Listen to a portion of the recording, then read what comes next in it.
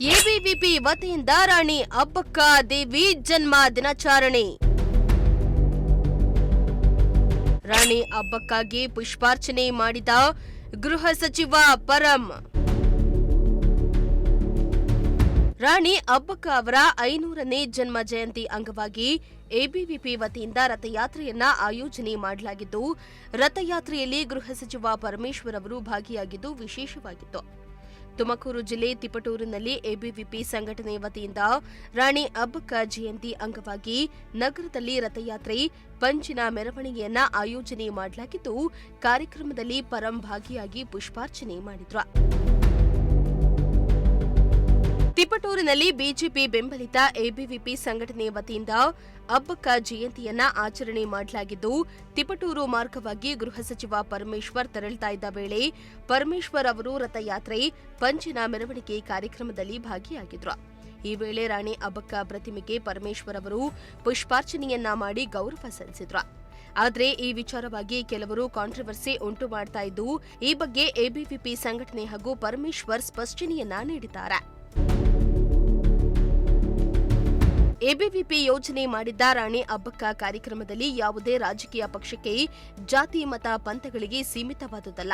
ಮಾರ್ಗ ಮಧ್ಯೆ ಗೃಹ ಸಚಿವ ಪರಮೇಶ್ವರ್ ಅವರು ತೆರಳುತ್ತಾ ಇದ್ದ ವೇಳೆ ಕಾರ್ಯಕ್ರಮದಲ್ಲಿ ಭಾಗಿಯಾಗಿ ಶುಭ ಹಾರೈಸಿ ವಿದ್ಯಾರ್ಥಿ ಪರಿಷತ್ ಹಮ್ಮಿಕೊಂಡಿದ್ದ ಕಾರ್ಯಕ್ರಮಕ್ಕೆ ಬೆನ್ನು ತಟ್ಟಿದ್ದಾರೆ ಎಂದು ಸ್ಪಷ್ಟನೆಯನ್ನ ಕೊಟ್ಟಿದೆ. ಇನ್ನು ಪೋರ್ಚುಗೀಸರ ವಿರುದ್ಧ ಹೋರಾಡಿದ ಮೊದಲ ಮಹಿಳೆ ಅಂದ್ರೆ ಅದು ರಾಣಿ ಅಬ್ಬಕ್ಕ. ಅವರ ಜನ್ಮದಿನದ ಅಂಗವಾಗಿ ಮಾರ್ಗ ಮಧ್ಯೆ ಹೋಗುವಾಗ ಪರಮೇಶ್ವರ್ ಅವರು ಪುಷ್ಪಾರ್ಚನೆಯನ್ನ ಮಾಡಲು ಬಂದಿದ್ರು.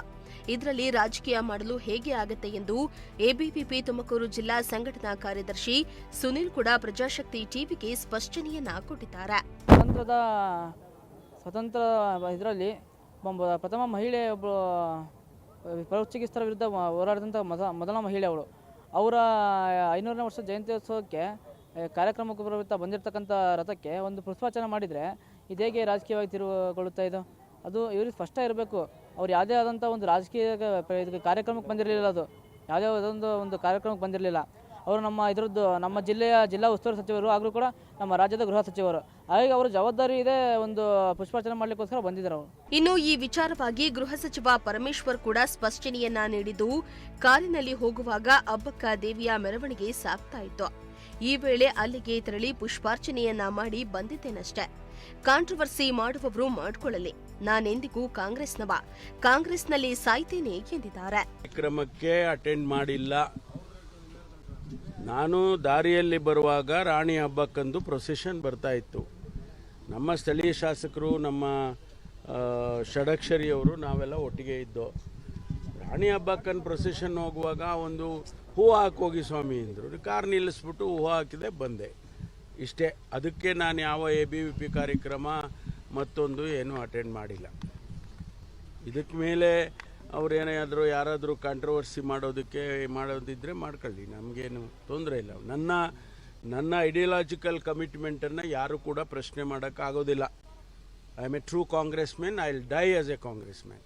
ಯಾವ ರೀತಿ ಬಿಂಬಿಸ್ತಾ ಅದು ಮಾಡ್ಕೊಳ್ಳಿ. ಮಾಡೋರು ನಮ್ಮ ಪೊಲಿಟಿಕಲ್ ಅಡ್ವರ್ಸರೀಸು ಭಾಳ ಜನ ಇರ್ತಾರೆ. ಎಲ್ಲರಿಗೂ ಇದ್ದಂಗೆ ನಮಗೂ ಇರ್ತಾರೆ. ಅವ್ರು ಯಾರೋ ಮಾಡ್ತಾ ಇರ್ಬೋದು, ವಿತಿನ್ ದ ಪಾರ್ಟಿನೂ ಇರ್ಬೋದು, ಹೊರಗಡೆನೂ ಇರ್ಬೋದು. ಅದನ್ನು ಇಂಥ ಚೀಪ್ ಟ್ರಿಕ್ಸ್ ಎಲ್ಲ ಜನ ಗೊತ್ತಾಗಲ್ವಾ? ವಾಟ್ ಈಸ್ ಡಾಕ್ಟರ್ ಪರಮೇಶ್ವರ್ ಅಂತ ಇಡೀ ರಾಜ್ಯದಲ್ಲಿ ಪ್ರತಿಯೊಬ್ಬರಿಗೂ ಗೊತ್ತಿದೆ. ಕಳೆದ 35 ವರ್ಷದಿಂದ ನನ್ನ ರಾಜಕಾರಣ ಏನು ಅನ್ನೋದು ಕೂಡ ಎಲ್ರಿಗೂ ಗೊತ್ತಿದೆ. I don't have to prove it again and again. ಅದೇನೇ ಆಗ್ಲಿ, ಮಾರ್ಗ ಮಧ್ಯೆ ಹೋಗುವಾಗ ನಡೀತಾ ಇದ್ದ ಕಾರ್ಯಕ್ರಮಕ್ಕೆ ಪರಮೇಶ್ವರ್ ಭಾಗಿಯಾಗಿದ್ದೇ ತಪ್ಪು ಎಂದು ಬಿಂಬಿಸಲು ಮುಂದಾಗಿದ್ದು ಮಾತ್ರ ತಪ್ಪು.